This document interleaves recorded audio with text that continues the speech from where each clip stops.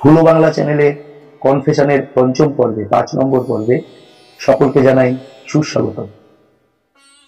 আজকে যে কনফেশনটা পড়ব সেটা ভীষণ জরুরি একটা কনফেশন, পড়া উচিত এবং প্রত্যেকটা মানুষকে ভাবা উচিত যে পৃথিবীটা যে পথে এগোচ্ছে আমরা প্রত্যেকেই যদি খুব ছোট ছোট কারণে এত বড় বড় ডিসিশন নিয়ে ফেলি তাহলে পৃথিবীটা চলবে কি করে। তো চলো সময় নষ্ট না করে আগে কনফেশনটা পড়ে ফেলি। কনফেশনটা করছে 27 বছর বয়সী এক বোন, ব্রোকেন হার্ট, গ্র্যাজুয়েশন করেছিলাম ইংলিশ লিটারেচারে, তবে এখনো অব্দি বেকার। জীবনে অনেক কিছু করার ছিল, কিন্তু এই প্রেম ভালোবাসার চক্করে পড়ে আজও কিছু করে উঠতে পারিনি। আর এগোতে পারছি না জীবনে, সবকিছু এলোমেলো করে দিয়েছি মানুষের ওপর ভরসা রেখে, বিশ্বাস করে।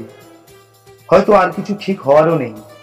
প্রায় রোজই সুইসাইডিয়াল থটস এসে আমাকে আষ্টে পৃষ্ঠে আঁকড়ে ধরে। হয়তো খুব তাড়াতাড়ি ঘটিয়েও ফেলবো বিষয়টা, কিছু ঠিক হওয়ার নেই।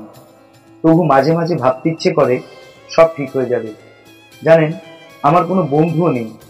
আচ্ছা, এইরকম একটা মানুষের বন্ধু কেউ হতে পারে কখনো? কেউ মাথায় হাত বুলিয়ে বলতে পারে ভয় পেও না, এই তো আমি আছি?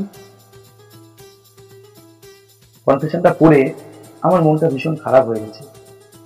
একটা বোন যার মাত্র 27 বছর বয়স, সে জীবনের কি এমন সমস্যা ভোগ করেছে বা কি এমন দিন তাকে যাপন করতে হচ্ছে যে সে বলছে আমি সুইসাইড প্রন হয়ে যাচ্ছি এবং খুব শিগগিরই হয়তো সেটা ঘটিয়েও ফেলবো। বোন, তুমি জানি না আমি যে আমার ভিডিওটা তোমার অব্দি পৌঁছবে কিনা, তবে যদি পৌঁছায়, তোমাদের সবার যাদের যাদের কাছে ভিডিওটা পৌঁছাচ্ছে তোমাদের কাছে রিকোয়েস্ট করছি এই ভিডিওটা চারিদিকে শেয়ার করে দাও। এই আত্মহত্যা ব্যাপারটা না একটা রোগের মতো চারিদিকে ছড়িয়ে গেছে। বিশ্বাস করো, একদম একটা রোগের মতো।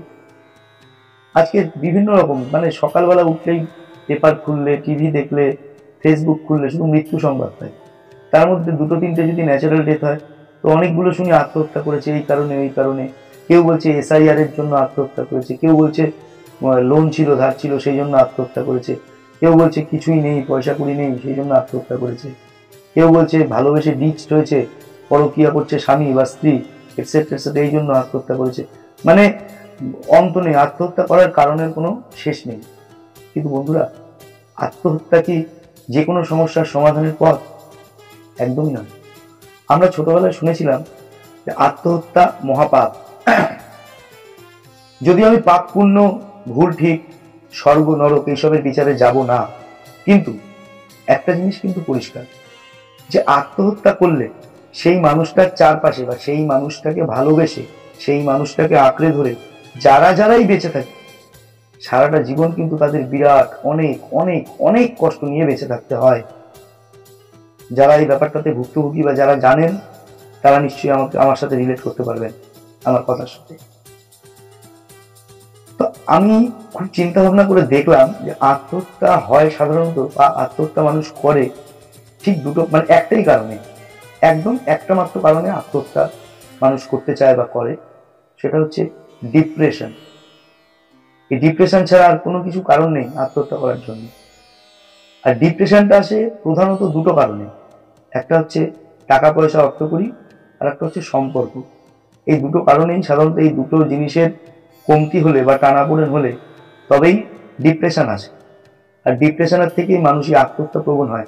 কিন্তু তোমরা যারা এক্ষুনি একটু সামান্য কিছুতেই ভেঙে পড়ছো, তাদের একটা কথা বলি, এই পৃথিবীতে না তোমাদের কাঁদার জন্য যদি 10টা কারণ থাকে, 15টা কারণ থাকে, 20টা কারণ থাকে, তাহলে তোমাদের হাসার জন্য হাজার হাজার কারণ পৃথিবীতে ছড়িয়ে ছিটিয়ে রয়েছে। তবু তোমরা হাসো, আত্মহত্যার পথ বেছে নিও না। ভাইয়েরা বোনেরা, তোমাদের কাছে অনুরোধ করছি, ভিডিওটা লাইক করো, ডিসলাইক করো, যা খুশি তাই করো, কিন্তু শেয়ার করে দাও চারদিকে। বড্ড বেড়ে যাচ্ছে আত্মহত্যা। সুইসাইড ব্যাপারটা একদম মেনে নেওয়া যায় না। দেখো, নিজেকে শেষ করে দিয়ে পৃথিবীতে কোনো কিছু লাভ করা যায় না, কোনো কিছু থেকে পালিয়ে বেঁচে থাকা যায় না। আত্মহত্যাটা হচ্ছে এক রকমের পালিয়ে যাওয়া, সবকিছু ছেড়ে সবকিছু থেকে আমি একটু মুক্তি নিয়ে নিলাম, ঘুমিয়ে পড়ার মতন। যেমন খুব যখন টেনশন হয় মানুষ কি করে যায়, 2 ঘন্টা ঘুমিয়ে নি, ওই 2 ঘন্টা তো টেনশনটা মাথায় থাকবে না, অ্যাটলিস্ট তো মৃত্যুটাকেও কিছু কিছু মানুষ ওই রকম ভাবে ভাবে যে সমস্যা থেকে মুক্তি পাওয়ার জন্য যাই মরে যাই, তাহলে একটি সেই সমস্যাগুলো তো ঘাড়ের উপর এসে চাপবে না। না, এটা কিন্তু ভুল। সমস্যা ঘাড়ের উপর এসে চাপলে তবেই সমাধানের নিত্য নতুন পথ বেরোবে। আপেল পড়া দেখে নিউটনের মাথায় যদি কোনো রকম কিছু না খেলতো, তাহলে আজকে নিউটনের সূত্রও পেতাম না, আর অনেক কিছু ফিজিক্সের হতো না, মানে বাস্তব জীবনেও প্রচুর কিছু আটকে যেত। তো সমস্যার ফেস করাটা ম্যাটার একদম, মানে সেটাই হচ্ছে কথা।